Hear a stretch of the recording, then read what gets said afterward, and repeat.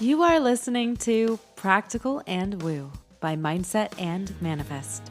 My name is Eden, and I invite you to embark on a journey with me to explore the practical and spiritual edges of the unknown for the purpose of allowing you to embody and empower yourself uniquely as you are, and to intentionally create and live a life of freedom and fulfillment. Each week, I am going to discuss topics such as energetics, reality creation, manifestation, astrology, tarot, and more to help empower you to live beyond perceived limitations and to practically design your life so it feels like absolute magic every step of the way. Let's dive in. Well, hello, brilliant soul. There's a turning point in every person's inner evolution where self-awareness deepens into self-responsibility, and emotions stop feeling like unpredictable weather patterns and start feeling like something tangible to master. This is where we're going today, because emotional mastery is not about stiffening your spine or insisting that you shouldn't feel certain things. Emotional mastery is a creative art that, at its core, is quite similar to being a student at a wizarding school, learning how to effectively use your wand. You do not arrive at wizarding school knowing how to channel your energy with precision or clarity. You learn, you practice, you become. I want to invite you to bring something to your mind's eye. You're standing in an ancient academy of energy and intention. The halls are lined with glowing lanterns that illuminate the inner world of magic that is newly accessible to you. Every student carries a wand in their hand, carved uniquely to resonate with the frequency of their unique magic.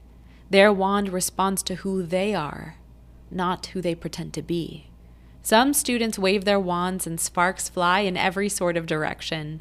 Some cast spells that collapse before they even have a chance to form. Others have magic leak out sideways when they are flustered or overwhelmed. It is bright, it is messy, it's pure magic. This descriptive analogy is akin to the nature of emotional mastery. The wand is your outer behavior, your reactions, your communication, and your choices. It's what you say or don't say, what you choose to express versus what you repress.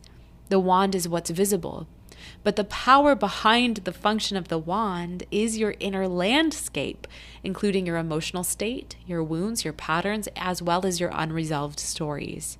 Until you learn to work with those inner forces, your wand behaves like a wild extension of inner turbulence. Most people walk through life believing the wand is the part they should change. They focus on their behavior alone. They lean into a desire to communicate more effectively or speak more eloquently, or they lean into a wish to learn to become more patient, tolerant, and kind. And then in doing so, they grip their wand tighter and attempt to force it into compliance. Yet the same spells then keep misfiring in the form of the same arguments repeating and fears arising even when they assume they've outgrown them. Behavior isn't the source of the wand's power, but emotional mastery is. And emotional mastery is the art of tending to your internal energy system so that your wand becomes an extension of your inner, as well as your outer, alignment, instead of an extension of your fear. In wizarding school, you'd likely learn that magic mirrors the state of the wizard.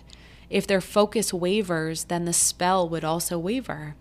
If the wizard's emotions surge chaotically, then the spell would match the chaos. In the same way, your emotional energy is what shapes your interactions. Imagine a student in wizarding school who has never been taught how to regulate their energy. Every time they feel something intense, their wand shoots a spark. Someone bumps into them in the hallway and their magic misfires. Someone looks at them the wrong way and their wand flares. Someone offers feedback and their magic surges like it's preparing for battle. This student is not a bad wizard by any means. They're simply untrained. This is also the case for so many of us navigating our emotional realm. We have big feelings and no true training. We have deep desires and no framework for holding ourselves through discomfort. The analogy becomes even clearer when you think about how wizards refine their magic. They train in controlled spaces. They learn techniques. They study elemental tendencies and understand the relationship between intention and energy. They experiment and they practice their spells again and again, and then these kinds of spells file into their minds and their muscle memory. Wizards learn that different emotions impact the outcome of their magic, and emotional mastery invites the same sort of discipline. Your mastery comes from allowing yourself to learn your own patterns, to understand what your body does under stress, to notice your cues, and to create practices that helps you to center your energy. In wizarding school, there likely comes a moment when a student learns how to channel their magic through their intention alone. The wand becomes a partner rather than the source of the magic. And in doing this, their magic can become cleaner and sharper and more centered, more true to who they are. In your emotional life, this is the moment when your reactions slow down naturally, allowing you to respond from your highest self rather than your triggered self. Most people think that emotional mastery is about calming the storm, but the truest form of mastery is about increasing your capacity to hold the energy of your inner as well as your outer experience.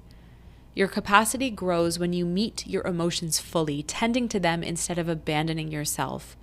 When you speak to yourself kindly, when you breathe through the waves of your highs and your lows, the more capacity you build, the more powerful your inner wizard becomes.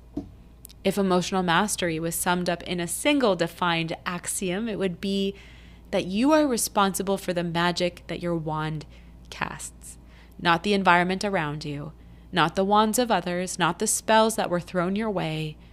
You, your wand, your magic, your emotional field, your choices. You have more magic in you than you can even realize. And when you learn to direct your emotional energy with mastery, the entire trajectory of your life transforms. Until next time.